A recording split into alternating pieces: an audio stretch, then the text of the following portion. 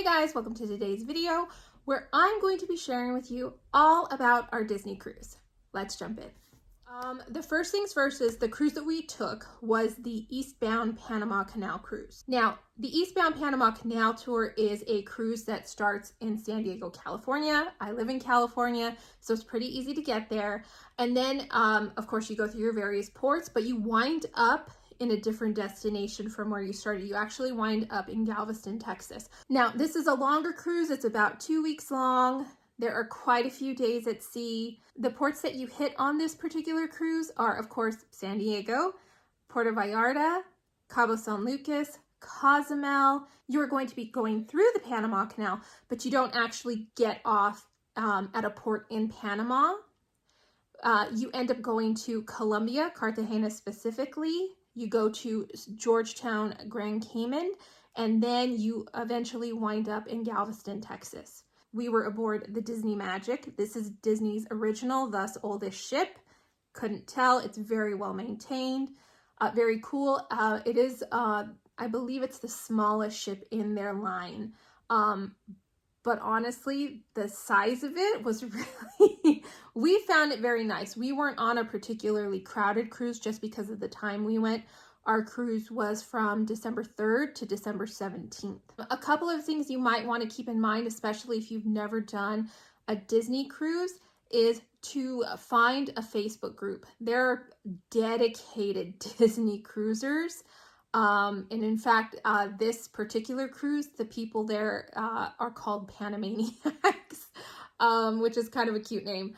But there are always Facebook groups for your specific cruise that you're going on. And there are people who go in there and organize it, answer questions, give their general experience. There are people who've done the cruise that just got off that will tell you about the food and the entertainment, all of that stuff.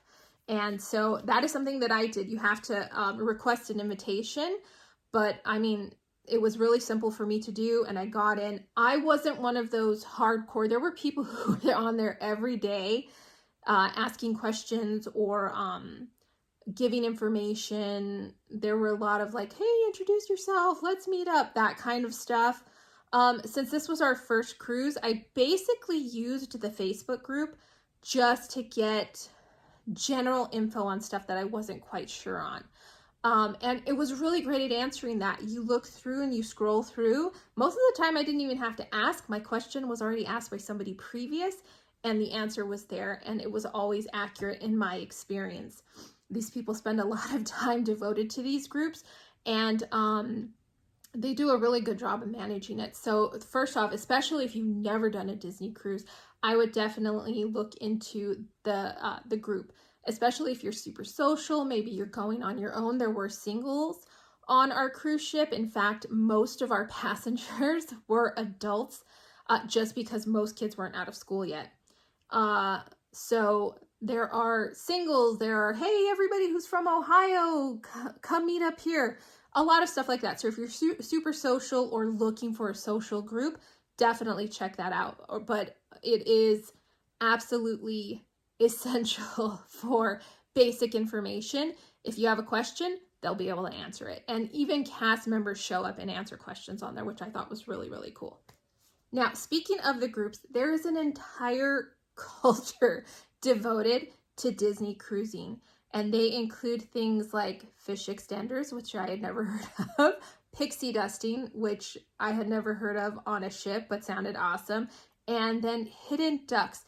All of these things are, particularly the fish extenders, are organized on that Facebook group. This is if you would like to participate. It's completely voluntary, obviously. So basically, outside of our cabin doors, there's a fish. And your steward will use it to put envelopes, whatever kind of communication. But passengers started doing basically what amounts to a gift exchange. So you can buy something on Etsy, or you can rig a basket or something. Most of the people that I saw had Etsy like embroidered fully, like really getting into it type of stuff, wherein you and another family agree to exchange gifts pretty much every day on the ship. And you go outside their cabin door and leave it in their particular basket, and usually it's by individual. Then there's something called pixie dusting. Pixie dusting is basically leaving little gifts for people kind of randomly. Some people, again, do it kind of incognito style, and some people give it to the kids directly. Very cool concept. And then there's also this thing where everybody hides rubber ducks all over the ship. We actually participated in this. It was super easy. I randomly, by some miracle of coincidence, found a bunch of rubber ducks in the dollar section at Target, a lot of Christmas themed ones. So it was really, really cool. And I picked up like 5 or 6 ducks, and I let the kids kind of hide them here randomly. I kind of staggered it a little bit. We didn't do it every day, and we saved stuff for the end of the cruise. And of course, the kids found ducks. It was a lot of fun. We saw people hiding ducks. We saw like a little tiny, she was maybe like 3 years old, hiding ducks. She was so cute. So we left one for her to find because we were a little bit ahead of her. But stuff like that is really, really huge on the Disney Cruise Lines. Again, it's completely voluntary, but it's a lot of fun. And it's a way to kind of promote a little bit of giving and a little bit of like random acts of kindness for your kids. At least I thought so. I will say, just reading some of the Reddit posts, definitely check out Reddit as well. There are subreddits devoted to Disney Cruise Lines and specific ships. There can be a little bit of competition and a little bit of stress, particularly involving the fish extenders. But of course, if you're interested, you can fully participate. All in all, though, we were really happy with the look of the ship. The maintenance of the ship, you couldn't tell that this was, I think it was built in like 95, something like that this was a 25-year-old ship. The ship was in great shape. Everything was beautifully maintained, much like if you've ever been to Disneyland, cast members do a good job at maintaining what they've got. So the ship itself was beautiful. The ship itself was very comfortable. Because it wasn't so huge, it was easy to get from here to there. Now, if you are curious, we stood on the second floor. We were forward in the ship, and we had an outside room that had a portal. We didn't do a balcony. That just makes me nervous with kids. We have done cruises where we got in a balcony, like on our honeymoon, we had a balcony, and that was lovely, but we were pretty much in the island chain the entire time. We weren't out in open ocean. The seas were very calm. It was beautiful. Here we were going to be in open ocean. We were going to be days at sea, and I just didn't feel comfortable with my 2 little ones having a balcony. But we had a portal since we were going to be in this room for 2 weeks. We didn't want to feel so claustrophobic, and the window was beautiful. It was a gorgeous view. And of course, I took footage of that room, and you will see it now.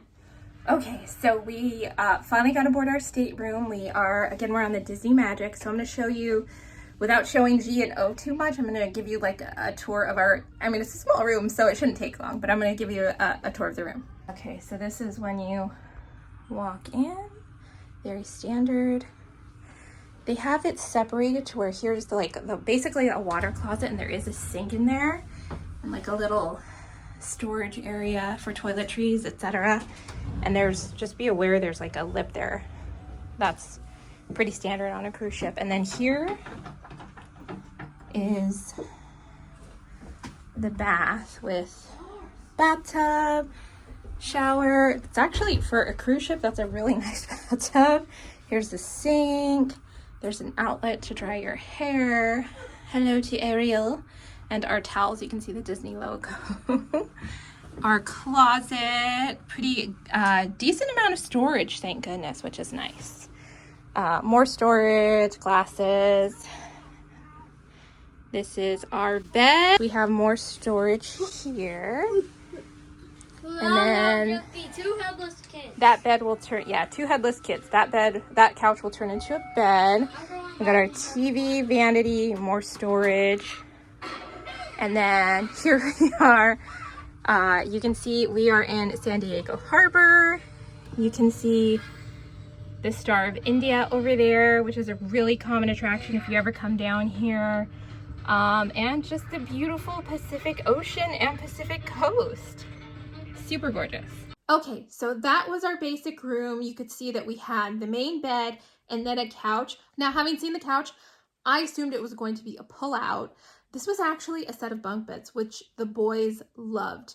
Our theme for the room was Peter Pan, and our room stood that way for quite some time. And then the last section of the cruise, the last week of the cruise, their bedding changed to Marvel, which they absolutely loved. It's pretty standard when it comes to let's see, there was the animal towel, there were chocolates. I was on the cruise for my birthday, and my steward made a birthday cake with a bunch of extra chocolates and coins, and I got a little certificate that was really, really cool. Okay, now in terms of entertainment, the entertainment on board was awesome. Our cruise director, her name was Tisa. She was very charming. She was incredibly funny. This girl has the gift of gab. She has an awesome sense of humor. She was really, really good at getting the crowd going, whether they were kids or adults. And the entertainment staff is of course awesome. There are plenty of character meet and greets to be had. And the shows are super duper awesome. They have comedians, they have ventriloquists, they have magicians, they have musicians, they have Broadway style shows. In fact, we had a Broadway musical actress on board, and she played Mother Gothel in their Tangled show. She was insane. Her voice was just like she had the range. You know, you always hear, oh, does she have the range? This girl had the range. The Tangled show had lanterns coming down. There was a Cinderella show. There was kind of a mishmash of all of the great Disney numbers. My favorite, honestly, though, they had this ventriloquist that was super duper funny. The kids loved him. At first, they were like, we don't want to go. We want to go to the kids club. They were a little bit whiny about that, but we're like, trust me, just go. And they absolutely loved it. And then they had a tribute to Carole King, which I thought was kind of unique and a little bit unusual for a Disney cruise. This woman was fantastic. She sang all of Carole King's standards, and then she had another show at a smaller venue, and she sung just some of her favorite songs at the piano, and she was amazing. So the entertainment's going to be top notch. And then do keep in mind when you go, it's basically theater style, so they have popcorn there available. One of the things that I would recommend is buying the refillable popcorn bucket that they have there. The popcorn's pretty cheap to get. You fill it up, and then you bring smaller containers. I just went to the Dollar Tree, and you know those small popcorn, the plastic popcorn containers that they sell? They're 2 for $1.25. I got one for each of us. And my husband would just fill those popcorns and then immediately go and refill it again. So we had popcorn the entire time, and we didn't have to share out of one bucket. We each got our own individual popcorn. It was the standard Disney popcorn that you get. It's, gosh, how much was it? I think it was like $3 to refill, something like that. Super cheap. So definitely invest, especially if you're going to be on board for a while. Definitely invest in one of those refillable buckets. And then aside from the shows and the comedic acts and stuff like that, they have, of course, karaoke, they have arts and crafts, they have character drawing lessons where you can learn from a Disney Imagineer how to draw specific characters. Like we went to one where you learned to draw Donald Duck, things like that. They have lots of activities on board, and they also have a movie theater where you can see various movies, some of them classic, some of them new. Like I know Wish, I think it was either just premiering or hadn't quite premiered yet. We saw the first running of it on the ship. And like they had Indiana Jones, the latest one. They had let's see, classics like The Little Mermaid and Who Framed Roger Rabbit, things like that. And they have the cinema times there. Oh, and he wanted to see Wish again. G and my husband were really, really tired, so they stood in the room and just kind of hung out and ordered room service. Me and O got some popcorn, and we watched Wish at the theater at like 10:30 at night. And it was me, him and his jammies with a bunch of other moms and kids in their jammies. It was a lot of fun. So entertainment, not going to be bored. But of course, keep in mind that on the at-sea days, It's going to be a little bit slower during the day. So maybe think about bringing cards or games, and checking out some of the activities. They have like random activities, like they taught you how to do the fancy napkin folds. They had a cheese tasting. They teach you how to do the towel animals and things like that. So that's all just fun little extras that you can do on days where things are a little bit slow. Some of the people took time to do homework if they had any assigned, and a lot of people just played like, like Go Fish and Skippo and stuff like that on board while they were there. And of course, kids always have kids club and the pools available to them just to kind of burn up time if there's not much going on the ship. Okay, now I had mentioned the kids club. There are kind of several tiers to the kids club based on age, and there are several spots for the kids to go. There's the A Small World section, and that's for basically what amounts to babies and toddlers.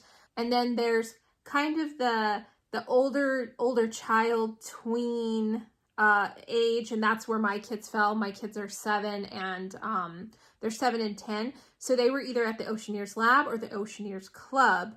And what's kind of cool about them is that they have a secret hallway that none of the other passengers can access to go to each club. They are kind of basically like connected through a hallway. These clubs were great. There are open houses throughout your cruise that you can go and check out the space. You can spend time with your kids crafting and doing different projects. Like me and the kids, we made a craft, we made slime. They showed us the tour of all the stuff that they really, really liked in each of the areas. And again, they do this several times throughout the cruise. They loved it. In fact, they spent a lot of time at the clubs. And this was a really great way for my husband and I to have like adult time. They could go to the club and me and my husband could go check out something that they would find boring, or go to one of the pubs or the clubs or the bars or something. So basically it acts as like a fun babysitter for you, and you can use it as much or as little as you like.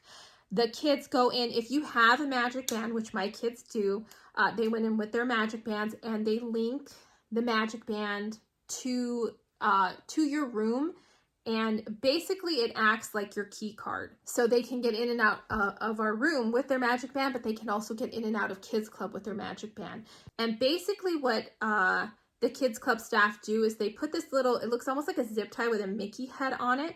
They put it around the band so it doesn't come off, because the magic bands that they provide, if you don't have a magic band, they do provide them for you. But either way, you're going to get one of those little zip tie thingies so that it does, because magic bands pop off just like that. So really easy for kids who are super active, running around, and there's a lot of physical activity there as well. So it kind of stays on. Just keep in mind to remember to have the staff cut it off. They have little pliers that can clip it off. Otherwise, it's going to be kind of difficult to get it off your kiddo's wrist. Nail clippers can get the job done, but it takes a couple of clips to get it off. So that's just one of the things to keep in mind. But the kids club, super awesome experience. Obviously, they have clubs for older teens as well. We didn't go to those, obviously, just because our kids aren't old enough for that kind of stuff yet. But a lot of fun. They did some really cool crafts in there. They made these giant cars out of cardboard boxes. We didn't get to take them home because they just, had we ported it back in San Diego, we would have just thrown them in the car. But since we were flying back, and I'll go through how we got home and stuff like that afterward.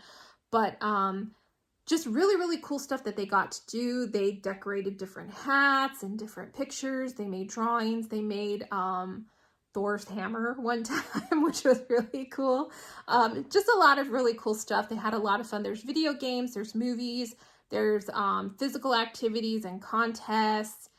They have some of the characters go in and meet and greet at times. So a lot of fun. On top of all of that, there is, of course, the pool. There's basically like a water park feature. There's big slides, and there is ice cream basically 24/7 available on the upper deck, and it's called Ice Cream, and it's a Mike Wazowski themed little section of the ship. And you go, you get your cone, and you just have some fun. The kids really, really love that. And the fact that's the first thing they got when we got aboard, they got some ice cream, and we had ice cream every day, a couple of times a day. It's soft serve, but it was delicious and it was a lot of fun. Now, speaking of food, the food on board is pretty standard for a cruise ship. There is, of course, like quick dining services where you get chicken tenders, burgers. They have Impossible Burgers on board if you're a vegetarian. They have like a ramen station, and where they have like obviously ramen, but they also have like cookies and fruit that you can get to. Where we were going, it was incredibly hot and humid, so the fruit was a great bonus for us. We were, munching on some grapes and stuff, kind of staying hydrated that way. And one of the cool things about Disney Cruise Lines that is very different from other cruise ships is that soda is actually included in your general fare. Most other cruise lines, you have to buy a drinks package. With Disney, it's absolutely included, but keep in mind that there's only so many places you can get access to soft drinks. But the food's great. There's, of course, those quick serves that I mentioned. There's a pizza place that just like churns out a brick fire pizza that was a lot of fun. That was Pinocchio's. There's a buffet, and they're open for breakfast, lunch, and dinner. And there are, of course, a few restaurants that you will rotate to. Now, those are your assigned dining seats. It's not like other cruises where you sit with other people. You basically have your own private table, and it's basically the same table throughout. But there are formal nights. Most of the time it's cruise casual. They have a few rules where they ask you not to wear tank tops. People are definitely breaking those rules, and Disney isn't going to be like schmucks about enforcing it. Personally, we always went with the rules just because I think it's courteous, and like, you don't need to be that contrary, in my opinion. We got dressed up a few nights. And then in terms of dining, one of the things that all Disney cruise ships do is something called Pirate Night, where everybody dresses up as a pirate. Everybody will get a free Disney bandana, and it's just a lot of fun. Your waitress and her assistant dress up. There's like a little pirate show. It's really, really cool. The kids had a lot of fun. There's a show afterward starring like the big five of Disney that come in, and there's like pirate dances and songs and stuff. So it's a lot of fun. Captain Hook shows up. Jack Sparrow. Basically everybody you think of will show up. Everybody that you think will show up does show up. That's a pirate, and it's really, really cool. So that is definitely something else to keep in mind when you are packing for your trip. You definitely don't have to dress up, but it's really, really fun for the kids. So I got them pirate costumes pretty cheap on Amazon and had them dress up. I wore just like a striped jumpsuit, and my husband basically had like an eye patch and a hat, but some people do get like really, really into it and like fully cosplay. As far as menu is concerned, it definitely is varied and a little bit fancy for a ship that kind of caters to kids. You're going to see, like, we tried, like they had escargot, they had beef Wellington, they had caviar on a night. They definitely have lobster and like prime rib, things like that. It's definitely a great way for your kids and you to try stuff that you've never tried before, that you wouldn't necessarily order because it costs so much, that you can try comfortably here because it's all included in your fare. But at the same time, you can order, obviously, just like any cruise line, you can order multiple things off menus. And Disney's really great about having a kid's menu, a grown-up menu. Your kid can order off of either one, and they will kind of really, really work with you when it comes to what your kid's going to eat. Lived on French fries and pizza and chicken nuggies while he was there. And our waitress and her assistant were really, really great about kind of knowing what he liked and getting it for him, even if it was off menu. And in fact, like the people who were sitting next to us, they were vegan. And it was a family of 4, 2 little kids and their parents. So the dinner before, our waitress, because we shared a waitress, she would go and discuss with them what they might want to eat. That way it was ready for them the next day. So especially if you have like dietary restrictions, whether like if you keep kosher or you have an allergy or something like that, the cruise line was absolutely great about catering to those needs or wants. Now, speaking of waitresses, how it works is basically you have, and this is kind of standard for all cruise lines. This is for people who just, this information is basically for people who've never cruised before. You will have the same waiter and the same kind of like assistant, as well as like an area manager. How Disney does it, they have the huge restaurant, and then it's sectioned off with basically what would be considered a restaurant manager, but they just handle that one area. And then you have your waitress or waiter who's assigned a certain amount of tables, and then they have an assistant. These people will be with you the entire length of the cruise. This makes tipping easier for them and for you. And in our experience, we had, the manager was Alexander, and our waitress was May, and her assistant was Oscar. These folks were phenomenal. Oscar was a bomb assistant. He was funny with the kids. He was really, really cool. He brought out the drinks on time. Every time when we were running low, bam, we had another drink. He was on top of it. May, the head waitress, definitely on top of it. This woman was a superstar. She just handled it. You know what I mean? Just carrying these huge, heavy trays. And they have like this kind of sectioned off area in your section of the restaurant where they put everything and then they start passing stuff out. They were a phenomenal team. They worked well. We had absolutely no problem with service. And then Alexander was kind of like, he was like the schmoozer who went around to different tables. He would give us basically a heads up on the itinerary for the next day. If there were any time zone changes, he warned us about that. He also warned us about the weather. Is it going to be hot? Is it going to be humid? Is it going to be raining? Things like that. And then any entertainment on the show, he would kind of just reiterate that for us, like friendly reminders, making sure we were comfortable, having a good time. Definitely like the schmoozy kind of guy and very, very charming. He was from Colombia. Very charming. And in fact, we actually asked him for tips on what we should eat in Colombia, what were like the must-have dishes and stuff like that. And you will also have the same cabin steward for the entire length. And he or she is available not only to clean your room and kind of decorate it, put any special extras and stuff like that. He brings you your luggage tags. But basically anything that you kind of need, if you forgot something, he'll be able to help you with that. And they're just kind of always there. I don't know when these people sleep. We had the standard tip that you get charged. There's tipping's kind of automatic on a cruise ship, but then you have the option to pay extra. We paid extra because these people were always available. We were incredibly well taken care of, and just were really very, very just very, very full of gratitude for the amount of service that these people provided and how hard they worked every single day.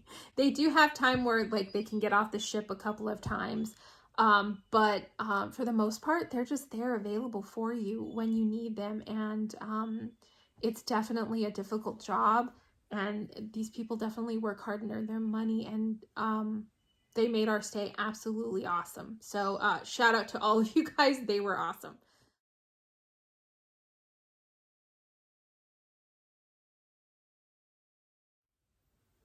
Do keep in mind though, if you're in rougher seas, and there were a few days where we had the rough seas, definitely for sure, they do close the pool for safety reasons, which I ain't gonna be mad about that. You know what I mean? It looked like a wave pool. In fact, I'm like, is this a wave feature? No, it was just a rough day at sea. And one of the cool things, just speaking of pools, just as an aside, they actually brought in and cleaned Panama Canal water for you to swim through, just so you can say you swam in the Panama Canal, which it's kind of silly, but kind of cool and fun. The line for it was really long though, and the kids just weren't interested in it. It was actually more adults that wanted to do it. And it was either going to be very, very soupy at the end or very, very full of chlorine. Either way, we were okay skipping it, but if that's something that's kind of on your bucket list, definitely check that out. Now, this one is specific to this particular cruise simply because you have to go through the Panama Canal to get from the Pacific Ocean into the Caribbean. You get to Panama really, really early in the morning to start going through the locks. And I think my husband and I got up like at 4, and we got the kids up. G was interested. O just went back to sleep. But we went and we saw, you could see Panama City. It's a very huge metropolis. They had their port. It's very similar, I would say, to how the Port of Long Beach or the Port of Los Angeles looks at night. If you've ever been to those two places, lots of big barges, and you see the tugboats pushing and stuff like that. And then you start to go through the locks, and it's a really cool experience. I will put some footage up here. You go into this section. We went through the newer section of the canal that's a little bit bigger. The older section, you could reach out and touch the walls of the canal. Here we were a little bit further away. So you go through the canals, you get lifted up and go through the next set of locks and the next set, so on, until you get to a man-made lake. And then you journey across the lake to get to the other end of Panama, to get to the locks that are going to lower you into the Caribbean. It's a very beautiful, beautiful area. There's some really pretty bridges that you can take pictures of. You have the opportunity to spot a lot of different animals, including some crocodiles if you get lucky enough to spot one. But waterfowl, butterflies, really, really beautiful. Keep in mind, it will be incredibly humid and hot. The heat isn't, I live in Southern California, the heat isn't that big of a deal, but the humidity, you want to keep an eye on, make sure you're hydrated and stuff like that, especially if you are sensitive to it. During our trip through the canal, they had staff passing out cool towels. They also did this every time we came back on the ship from a port. But they have cool towels. They had Danishes being handed out. They had water, apple juice, orange juice, just stuff to keep you hydrated and cool as best as they can. And the staff just goes around passing these things out. The upper deck is going to be incredibly crowded, especially in the front and the back, because everybody wants the full view of the canal. We did do a little bit of that, especially early in the morning, just because it wasn't as crowded before the sun came up. But then later in the morning, we ended up moving down to deck 4. It was a lot less crowded, and the view was really cool. You could see the men throwing ropes and stuff across from the ship to the canal workers on land. You could see people coming out to take pictures of the cruise ship. We took pictures back. Everybody was waving. It's really cool. But it's a lot of fun, and you do get a certificate. In fact, let me pull that for you. So you will get documentation that you went through the canal. This was actually the little certificate that was left in our cabin by our steward. I'll kind of give you somewhat of a close-up. It has the fact that we went through the canal and the date that we went, the dates of our cruise, and then, of course, our ship name. Really, really cool. Wasn't expecting that. That's going to get framed. I just have to get a frame for it. But a really, really neat experience just going through the different locks, and kind of a once-in-a-lifetime thing. How often do you get to go through the Panama Canal? Now, just a couple of things to keep in mind. We went, obviously, in December because it was the Maritime cruise. So, cold and flu season was definitely underway. A lot of people came aboard with coughs. Disney does their best to mitigate illnesses, illness spreading on the ship. Outside of the buffet, there is hand washing stations with soap, water, and towels for you to wash before you enter into the buffet. When you go into the main restaurants, you will be given like an antibacterial wipe for your hands to clean your hands. Everybody gets one. So they do their best. There's hand sanitizer everywhere. I kept a small purse on me with hand sanitizer. but we will not ever be cruising during cold and flu season again. There were a ton of people who came aboard sick. Most of them were adults, and we saw some just unnecessary discourteous behavior from some of these people. Seeing, a grown man of like 65 cough into his hand, and then like clearly it wasn't just like a polite it was like sick phlegmy cough into his hand, and then pick up the serving spoons at the buffet. You're old enough to know better on that one. And like, come on now, to quit being such a schmuck. And then, of course, there were people who actually refused to wash their hands, which stymied me. And just like, and other people were like, why would you refuse to wash your hands? It's just basic, A, it's basic hygiene, and B, it's just common courtesy. But there will be people who are difficult like that in this world, and there certainly were on this ship.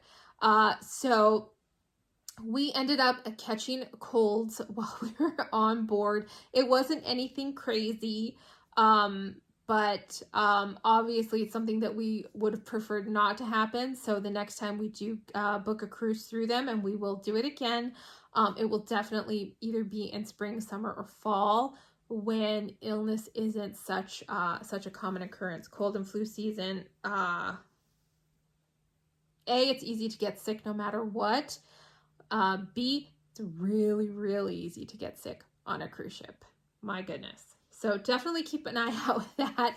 And then especially if you are traveling with children, be aware that Disney adults are a thing, and they are certainly going to be aboard the cruise ship. Our particular cruise had a lot of people, a lot of older folks, a lot of people whose kids were already grown. Think people in their 50s and up, a lot of single travelers. In fact, we had a conversation while we were waiting for one of our excursions with an older gentleman from Belgium who he had to have been in his 70s, and was a park goer. He was very sweet and kind, and he goes to Disneyland Paris. That's his main park. But he came specifically for this cruise.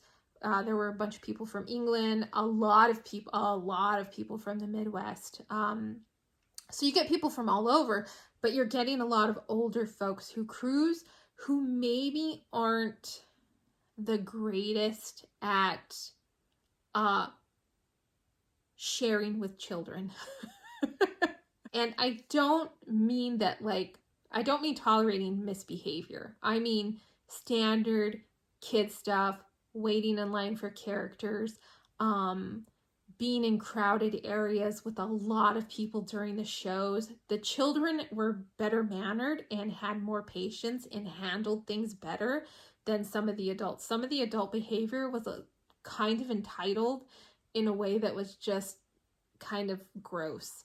Not everybody, in fact, not even most people, but you will see a little bit of that. You will hear people complaining about literally seeing children, which if you want that, go on a Virgin cruise. Kids aren't allowed on there. You're on a Disney cruise, come on now.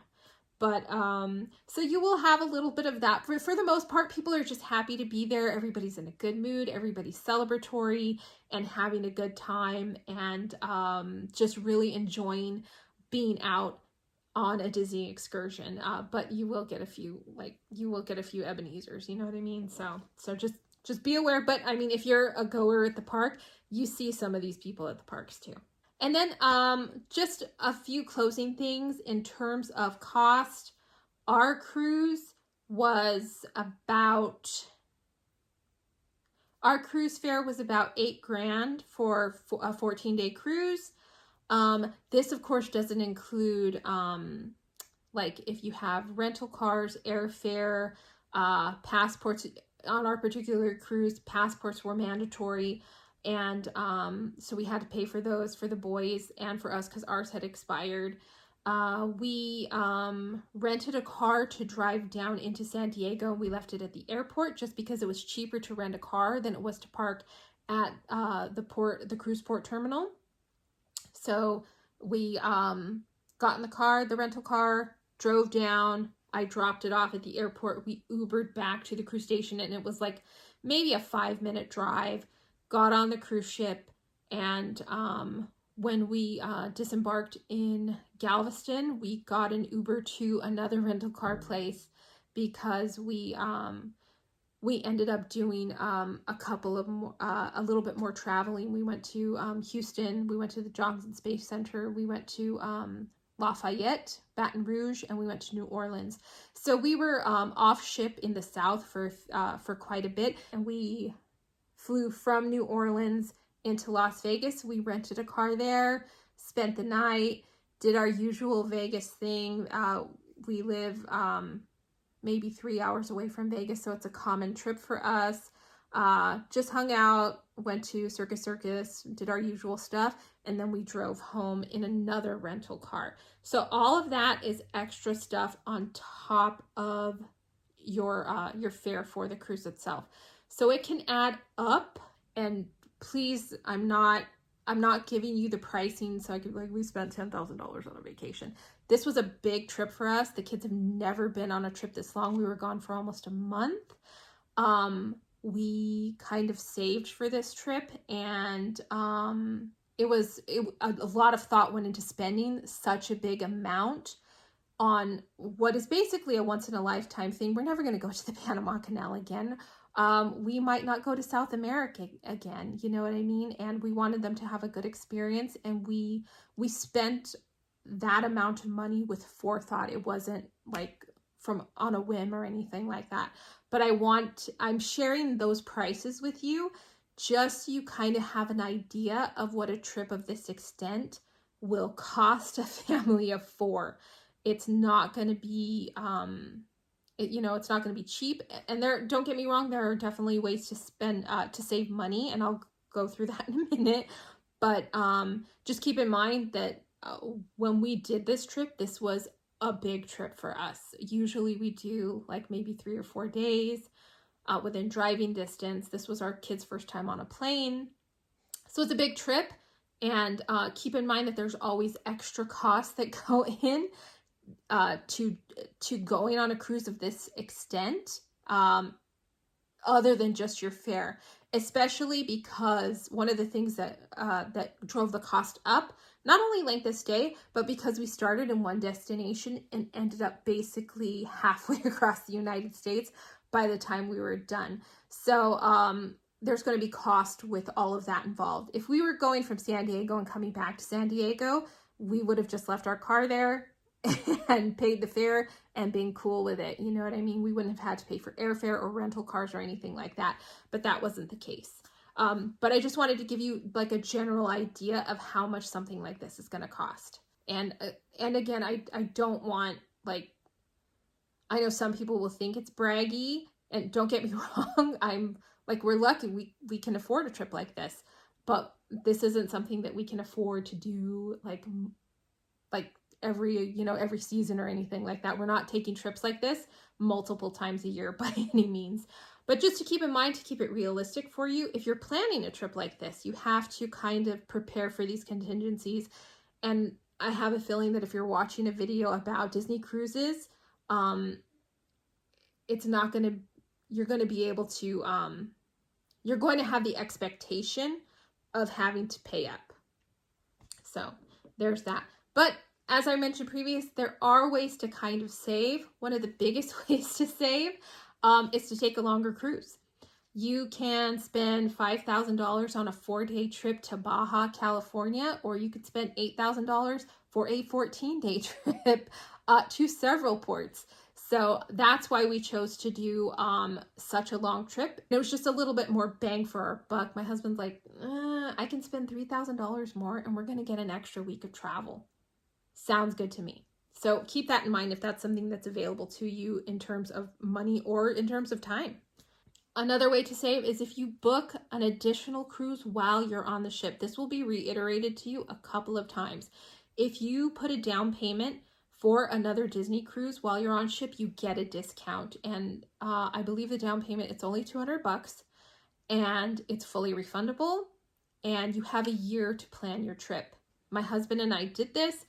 It's a good way to save a fairly decent chunk of change while you're there as well.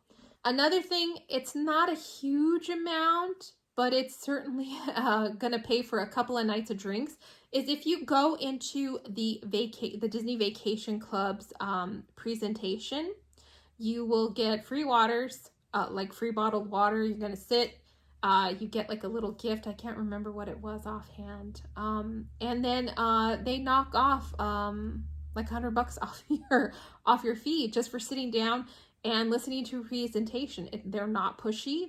They're professionals. They have their spiel down pat. You watch a presentation on the screen and get information about the Disney Vacation Clubs. And then that's it. You walk out. You don't have to sign any paperwork. You don't get pressured. You don't get any sales tactics. You don't have somebody hounding you. It's very hands off. You just sit for 20 minutes, watch a thing, and then you get free drinks for the next couple of days. My husband and I definitely took advantage of that, and I encourage you to do the same. And then lastly, definitely take advantage of, especially if you are going in for like drinks, if you're going in for a glass of wine or a cocktail or anything, definitely take advantage of the happy hours. When you are on a Disney cruise, you have to download the Disney Cruise Line app, and they will have a schedule for the events going on for the day, and it will tell you when the happy hours are. Some places give you 30%, some places give you 40%, some places give you 50%. And my husband and I definitely took advantage of that. My husband and I went to O'Gill's Pub. It was 50% off for their happy hour. I got one of the cooler, prettier gin and tonics I've ever gotten in my life. And it was a huge drink for cheap. It was a neat experience. It came with a macaroon, and I will put a picture of it so you guys can see what I'm talking about. But it was a lot of fun, and it saved us $1 or $2. You know what I mean? So definitely look for little ways like that to save money. These aren't going to be huge savings overall, but when it comes to paying for a Disney experience, every penny counts as far as I'm concerned. Okay, now I have a feeling this video is going to be really, really long just because there was a lot to talk about. I haven't even hit everything there is to know about doing a Disney cruise. Anyhow, I hope this gave you some information. I know there was a lot to take in, and there's even more to know. I probably just scratched the surface for everybody if you've never been on a Disney cruise with your kids.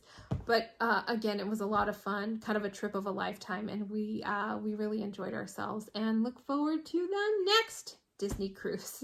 But that will probably be maybe in next spring, not this coming spring, but the spring of 2025, we're thinking. But all in all, I hope this gave you some information, kind of gave you a jumping off point if you're planning your Disney cruise for the first time, answered some questions for you. And I hope you guys are all doing well. Thank you so much for watching. Please be sure to like and subscribe, and I will see you all in the next video. Until then, take care and happy cruising. Bye for now.